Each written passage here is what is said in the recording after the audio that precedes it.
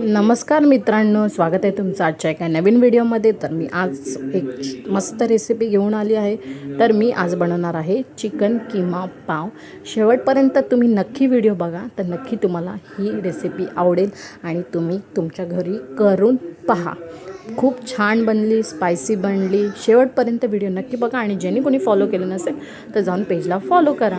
तर प्रथम आम्ही मार्केटमध्ये गेलो, तिथून कीमा घेतला, अर्धा किलो आम्ही कीमा घेतला, तो व्यवस्थित चॉप करून घेतला। त्याच्याकडून कीमावाल्याकडून तो चॉपिंग वगैरे व्यवस्थित करून घेतला, पिशवीत टाकून घेतला आणि तो घरी आणला आणि त्याला 3-4 पाण्याने धुवून घ्यायचं, कारण का ते लाकडावरती चॉप करतात ना, त्याच्यामुळे आपण ते 3-4 पाण्याने चांगलं वॉश करून घ्यायचं आणि चाळून चाळणीमध्ये ठेवून द्यायचं, जेणेकरून त्याचं पाणी पूर्ण निघून जाईल।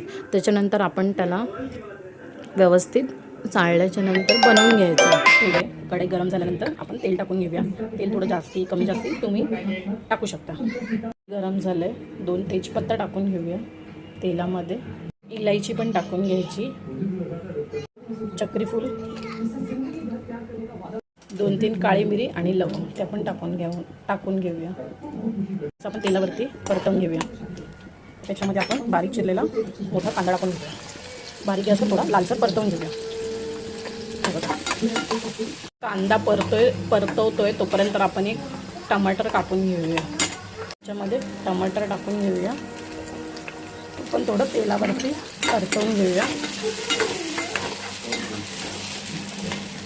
आपण मीठ टाकून घेऊया, जेणेकरून कांदा आणि टमाटर शिजण्यासाठी, मऊसर होण्यासाठी। मीठ टाकल्यानंतर व्यवस्थित एकजीव करून घेऊया। टमाटर मऊसा शिजला आहे, तर 1 चमचाभर मी अद्रक लसूणची पेस्ट टाकली आहे, ती पण थोडी तेलावरती परतवून घेऊया, म्हणजे तिचा कच्चेपणा निघून जाईल। थोडं तेलावरती परतवल्यानंतर आपली अद्रक लसूण पेस्ट थोडी परतवून झाली। अर्धा चमचा हळद टाकून घ्यायची, अर्धा चमचा धना पावडर आणि आपण टाकायचा गरम मसाला, लाल तिखट। नंतर व्यवस्थित तेलावरती थोडं हलकंसं परतवून घेऊया। कलरसाठी बेडगी शिमला मिरचीची पावडर असते ना, ती थोडी टाकून घेऊया कलरसाठी। मसाले सगळे टाकून झालेले आहेत आणि आता आपण कीमा आणलेला ना, तो टाकून घेऊया। व्यवस्थित धुतला, 3-4 पाण्याने चाळणीमध्ये चाळून ठेवला होता। अर्धा किलोचा कीमा आहे हा।